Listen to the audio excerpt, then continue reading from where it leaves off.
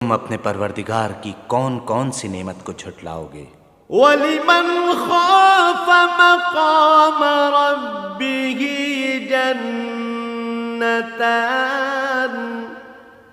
اور جو شخص اپنے پروردگار کے سامنے کھڑے ہونے سے ڈرا اس کے لیے 2 باغ ہیں۔ فَبِأَيِّ آلَاءِ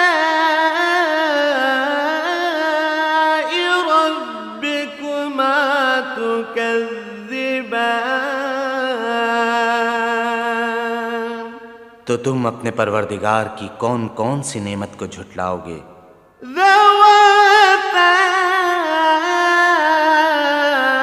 أَفْنَانٍ،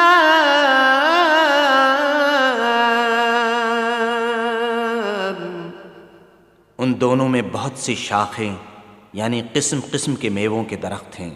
فَبِأَيِّ آلَاءِ